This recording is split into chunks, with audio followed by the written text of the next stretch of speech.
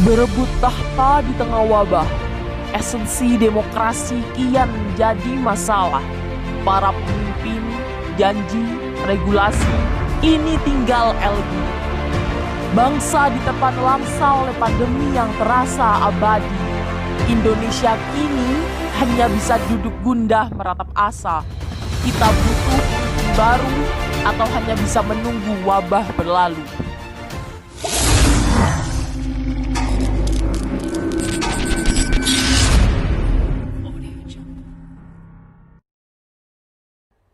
Assalamualaikum warahmatullahi wabarakatuh. Shalom, Om Swastiastu, Namo Buddhaya, salam kebajikan bagi kita semua. Perkenalkan, kami dari tim Sunan Kudus dengan saya Agita Asmara Pratama Putri sebagai pembicara pertama dan didampingi oleh dua rekan saya, Najwa Afifah Lukman sebagai pembicara kedua yang akan memaparkan argumentasi pro, dan juga Mayang Sulistiawinata sebagai pembicara ketiga yang akan memaparkan argumentasi kontra dalam mosi Pilkada serentak di tengah pandemi COVID-19. Dalam kesempatan kali ini, kami akan membahas mosi tersebut dalam 3 aspek, yaitu hukum, ekonomi, dan kesehatan. Dewan Juri yang terhormat, Pilkada merupakan momentum yang penting bagi kita untuk memaknai arti dari negara demokrasi itu sendiri. Bahkan, Pilkada sudah diatur dalam pasal 18 ayat 4 Undang-Undang Dasar Negara Republik Indonesia tahun 1945. Pilkada dianggap sebagai pesta demokrasi yang selalu dibaluti dengan semarak dan antusiasme masyarakat dalam menyambut pemimpin barunya, yang tentu saja akan membawa suatu inovasi dan regulasi baru dalam sistem pemerintahan daerah itu sendiri. Namun, mengingat bahwa pandemi COVID-19 di Indonesia saat ini belum berakhir, yang bahkan hingga hari ini pasien positif COVID-19 di Indonesia mencapai lebih dari 400.000 jiwa. Lantas, etiskah elit politik berlomba-lomba untuk mendapatkan kursi tahta dalam genangan wabah? Selain itu, Dewan Juri Pilkada sendiri akan melewati beberapa proses yang melibatkan banyak orang, mulai dari penyerahan dokumen bakal calon perseorangan, kampanye, rekapitulasi hasil perolehan suara, hingga penetapan calon pemilihan dan penetapan calon terpilih hasil pilkada. Hal tersebut justru akan mempermudah jalannya penyebaran COVID-19 dan akan menambah durasi pandemi COVID-19 di Indonesia. Namun di lain sisi, regulasi dan inovasi yang baru dalam sistem pemerintahan sangat diperlukan dalam upaya perbaikan kondisi ekonomi masyarakat pasca pandemi COVID-19 di setiap daerah. Belum lagi pemotongan dana APBD yang disebabkan oleh pemfokusan pemerintah pusat terhadap penanganan COVID-19. Hal tersebut juga berakibat pada pemotongan stimulasi posyandu dan PKK. Kondisi seperti ini yang mendorong keinginan masyarakat untuk mendapatkan pemimpin baru yang dapat mengatasi masalah ekonomi yang sedang dihadapi. Maka, atas dasar tersebut Dewan Juri, mosi Pilkada serentak di tengah pandemi COVID-19 ini sangat cocok untuk diperdebatkan. Pandemi COVID-19 telah memberikan pengaruh pada tatanan bidang kehidupan, mulai dari bidang sosial, budaya, hukum, dan politik dalam kehidupan yuridis demokrasi. Sejumlah regulasi dalam negeri dirombak habis untuk menyelaraskan sistem di tengah pandemi. Dewan Juri, masa ini tidak bisa dijadikan patokan untuk menunda segala sesuatu, terlebih pilkada yang sudah seharusnya dilaksanakan untuk menjaga stabilitas negeri. Indonesia juga butuh sistem atau regulasi baru yang bisa beradaptasi di tengah keberlangsungan wabah untuk menegakkan efektivitas pemerintahan. COVID-19 menjadi prioritas utama pemerintah, namun faktanya sampai sekarang tidak ada regulasi yang dianggap bisa menekan tingkat laju kemajuan korban akibat dari virus ini. Berdasarkan hal tersebut, dibutuhkan pemimpin baru yang mempunyai visi, misi yang sejalan dan sesuai dengan kebutuhan masyarakat, mengingat pemerintah adalah pihak yang memegang peran penting dalam menangani COVID-19. Secara hukum, pelaksanaan pilkada di tengah pandemi memiliki payung hukum yang kuat, yakni Perpu nomor 2 tahun 2020, yang artinya pelaksanaan pilkada bukan semata-mata kemauan KPU sebagai penyelenggara, tetapi amanat dari undang-undang itu sendiri. Dewan juri yang kami hormati, penundaan pilkada di tengah pandemi bisa berakibat fatal. Banyak pencari kuasa yang akan bermain dalam penundaan tersebut karena PLH atau PLTA tidak memiliki kewenangan atau kekuasaan penuh untuk menggantikan pemimpin yang jabatannya telah habis. Penundaan pilkada akan berimbas pada tidak maksimalnya sistem pemerintahan di tiap daerah. Lalu, mengapa pilkada serentak harus tetap dilaksanakan di tengah pandemi ini? Alasan kami didasari dari 3 aspek. Yang pertama adalah aspek hukum. Pilkada serentak merupakan upaya untuk menciptakan local accountability, political equality, dan local responsiveness. Pilkada akan membawa dampak secara menyeluruh agar masyarakat bisa merasakan perbaikan kondisi sosial, politik, dan ekonomi. Agenda pelaksanaan pilkada merupakan suatu agenda rutin yang mengandung langkah strategis bagi terciptanya transisi politik di masa depan, sebagaimana pilkada merupakan implementasi bentuk negara demokrasi yang diatur dalam pasal 18 Undang-Undang Dasar 1945. Pilkada serentak sudah diatur dalam Perpu Pilkada sehingga perlu dilaksanakan mengingat masa jabatan para pemimpin telah habis. Makna dari pilkada itu sendiri diharapkan akan melahirkan sosok pemimpin baru yang memiliki kompetensi untuk menjalankan tugas dan fungsinya dalam mengayomi masyarakat secara maksimal melalui pengelolaan dan kebijakan.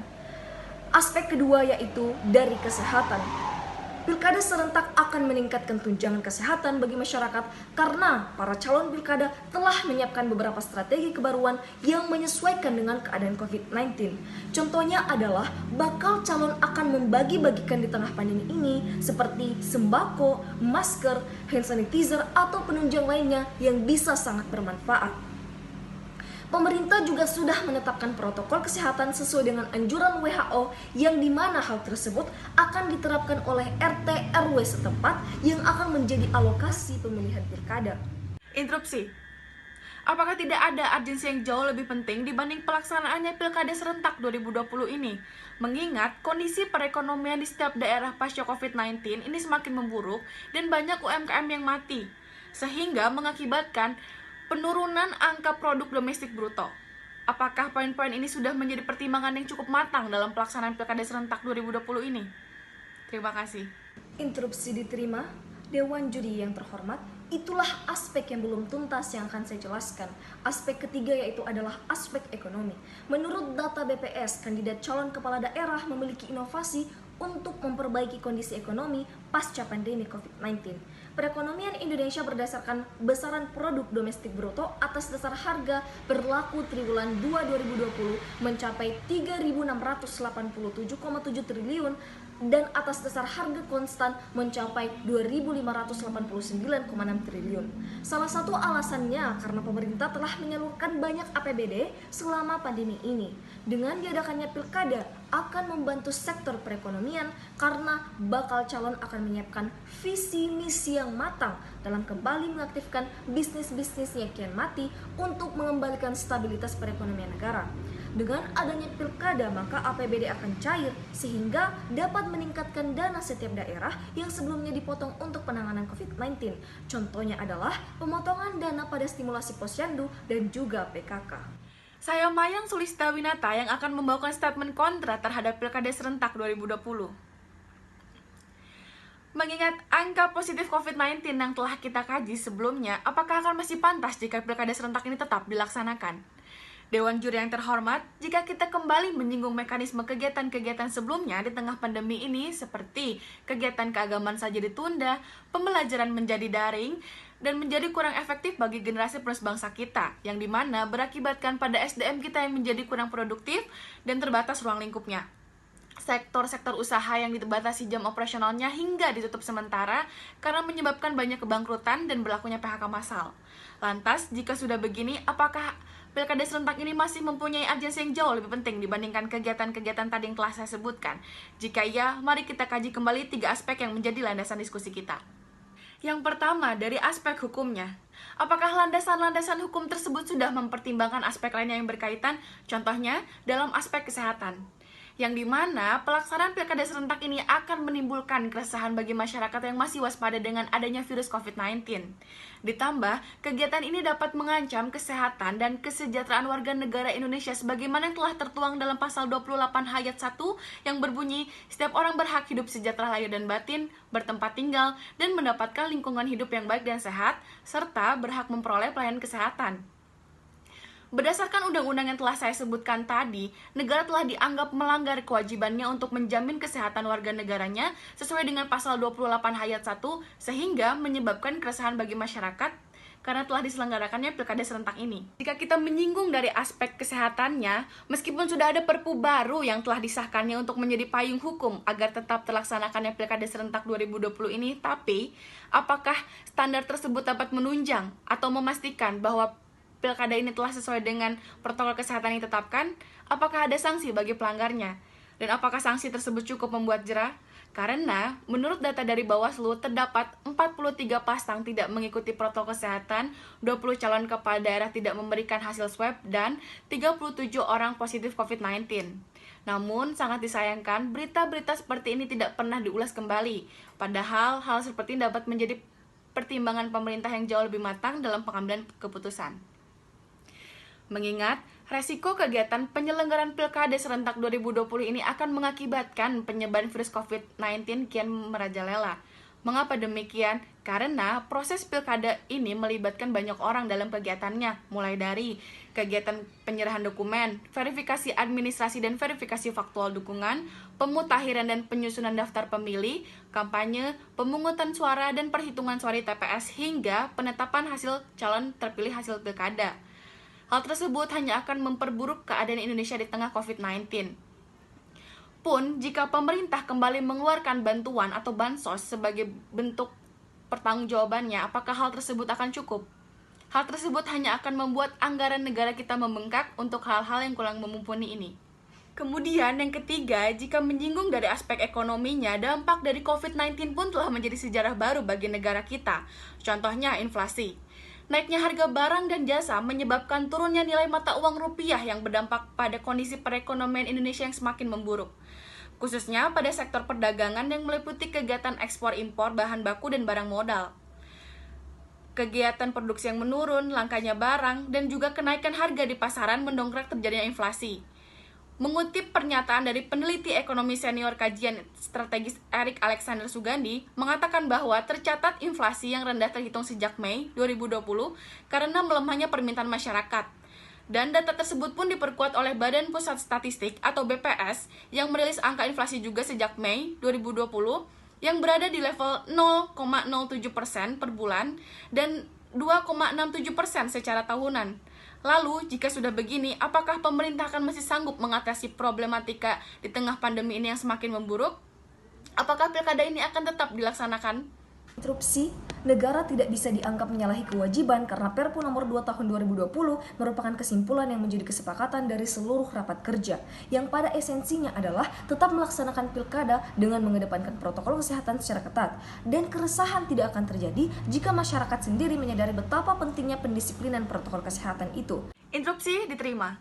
Meskipun penyelenggaraan pilkada serentak 2020 ini tetap mengedepankan protokol kesehatan, tetapi tetap saja hingga saat ini belum ada standar kesehatan yang dapat menjamin bahwa penyebaran virus COVID-19 tidak menyebar begitu saja. Terima kasih. Penjuri yang terhormat, wabah COVID-19 belum dapat diprediksi secara nyata. Hal ini memunculkan berbagai macam opini pro dan kontra dari sejumlah elemen seperti masyarakat, pemerintah, maupun pengamat politik, sehingga menjadi polemik yang masih hangat untuk diperbincangkan sampai sekarang.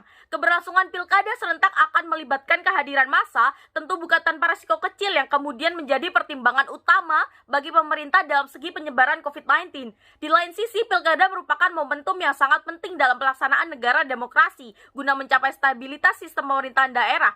Diakui atau tidak, Pilkada 2020 di Indonesia merupakan suatu kontestasi politik yang perlu untuk dipertahankan kualitasnya tanpa mengabaikan konsep protokol kesehatan.